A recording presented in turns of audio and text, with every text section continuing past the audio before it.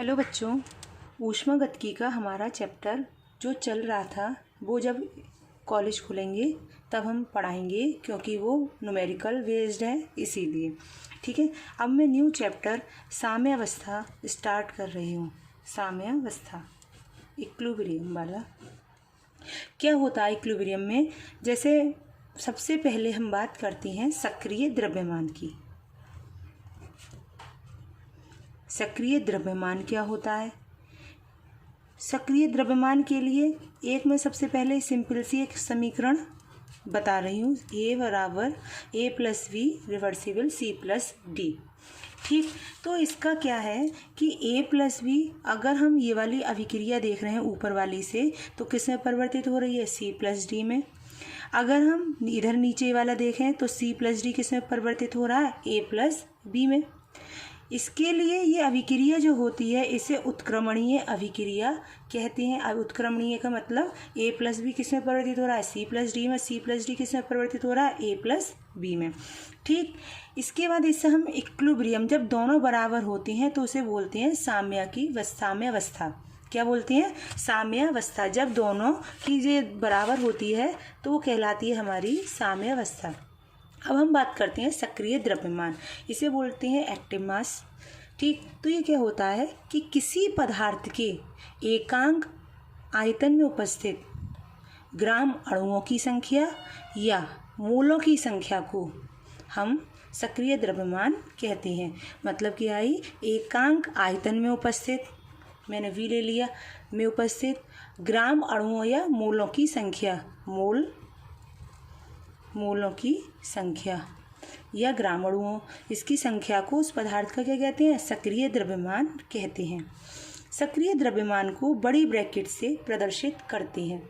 ठीक है, जैसे मैंने कहा इसका सक्रिय द्रव्यमान C का क्या होगा, तो C को बड़ी ब्रैकेट में बंद कर दो, तो ये है C का एक्टिव मास या C का सक्रिय द्रव्यमान।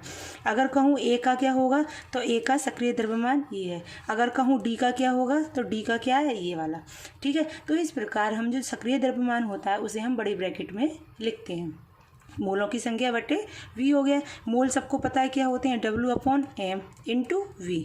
ये हमारा सक्रिय द्रव्यमान का फॉर्मूला आ गया। ठीक है, ये पॉइंट क्लियर। अब इसी में हम एक और बात करते हैं, द्रव्य अनुपाती क्रिया का नियम। द्रव्य अनुपाती क्रिया का नियम क्या होता है? ये गुल्डबर्ग तथा बागी ने उत्क्रमणीय अभिक्रियाओं का अध्ययन किया। उत्क्रमणीय अभिक्रियाएं मतलब ये वाली का अध्ययन किया और एक नियम का प्रतिपादन किया।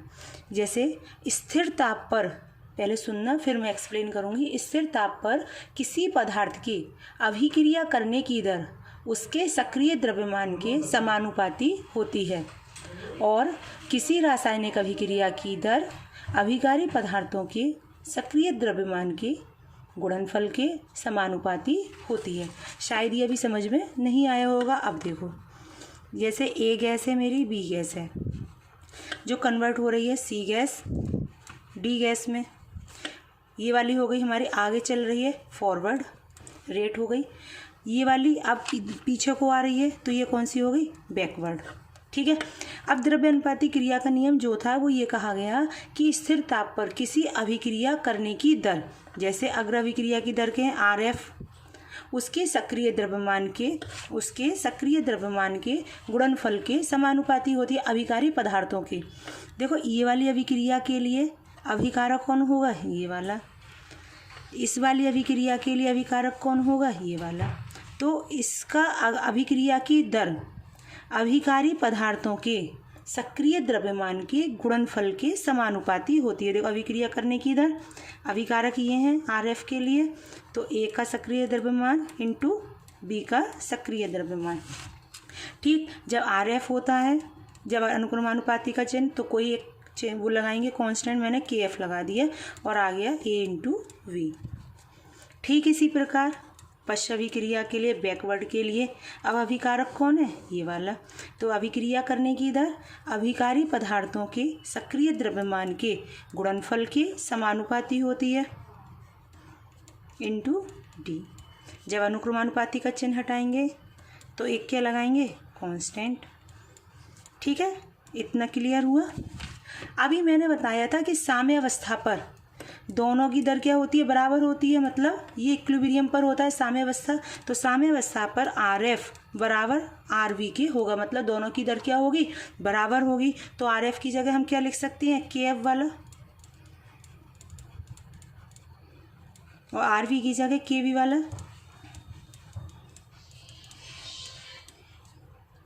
ठीक, अब हम इसके नीचे ये और इसके इधर को शिफ्ट कर दें तो क्या आएगा, KF upon KV is equal to C का एक्टिव मास, D का एक्टिव मास अपॉन A का एक्टिव मास, B का एक्टिव मास।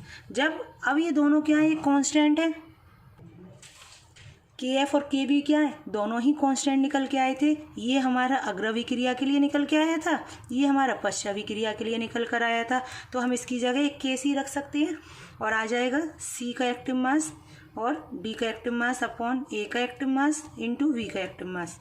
ये निकल आया हमारा जो KC है, इसको बोलेंगे हम साम्य स्थिरांक। क्या बोलेंगे इसको हम, साम्य स्थिरांक। अब साम्य स्थिरांक की डेफिनेशन क्या आएगी, इसकी जगह किसकी जगह रखा, KF अपॉन KB की जगह। तो डेफिनेशन क्या आएगी, अग्राभिक्रिया की दर किसी स्थिर ताप पर किसी उत्क्रमणीय अभिक्रिया की अग्र और पश्च अभिक्रियाओं के वेग स्थिरांक के अनुपात को, मतलब स्थिर ताप पर किसी उत्क्रमणीय अभिक्रिया के लिए कि F का मतलब अग्र और पश्च अभिक्रियाओं के वेग स्थिरांक के अनुपात को हम क्या कहते हैं, साम्य स्थिरांक कहते हैं। देखो ये वाला साम्य स्थिरांक, अगर तुम इस अभिक्रिया को देखा जाए तो राइट हैंड वाला पोर्शन ऊपर है, देखो KC बराबर क्या है, राइट हैंड वाला पोर्शन ऊपर है और लेफ्ट हैंड वाला पोर्शन कहाँ है, नीचे की ओर। ठीक है, इससे रिलेटेड कई न्यूमेरिकल्स आते हैं, क्वेश्चन आते हैं, जिसमें तुम्हारा एक क्वेश्चन है, मैं तो बताती हूँ।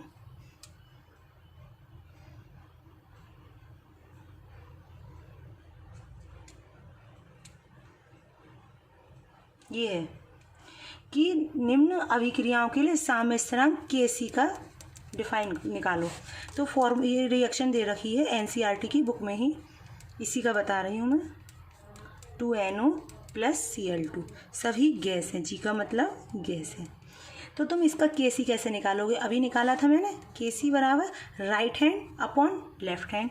तो देखो राइट में कौन कौन है, NO है, NO का एक्टिव मास कर देंगे, इसके आगे जो संख्या होगी उसको हम ब्रैकेट के ऊपर लिख देंगे, ठीक, इंटू Cl2 अपॉन इसका NOCl का एक्टिव मास, और इसके आगे कितने हैं, 2, तो ये 2 हमने ऊपर कर दिए। ठीक, पहला क्वेश्चन। दूसरा है हमारा 2CuNO3 का whole twice 2CuO + 4NO2 + O2। ठीक, अब इस प्रकार का है, तो तुम लोग कर सकते हो ना इस प्रकार का। कैसे करेंगे हम लोग, KC बराबर कर सकते हैं ना, KC बराबर क्या करेंगे, इसका अपॉन इसका कर देंगे। ठीक है, अब इसी तरह और भी दे रखे हैं, CH3COOC2H5 H2O वाला दे रखा है। तो इस तरह के क्वेश्चन, जैसे एक और दे रखा है, हाँ ये देखो I2 + 5F2 रिवर्सिबल 2IF5।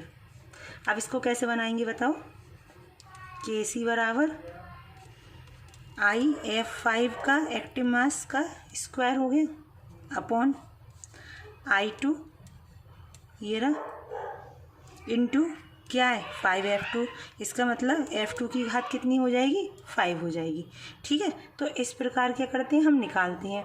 लेकिन इसमें एक चीज़ और याद रखना है, हमें इसमें सॉलिड को इंक्लूड नहीं करना है, इसमें हमें सॉलिड को इंक्लूड नहीं करना है। जैसे ये सॉलिड है S, ठीक है, तो ये वाला आना चाहिए ये वाला, लेकिन इसका जो आंसर आएगा वो क्या आएगा, IF5 का एक्टिव मास का स्क्वायर अपॉन, ठीक, इसका आ जाएगा हमारा F2 का 5।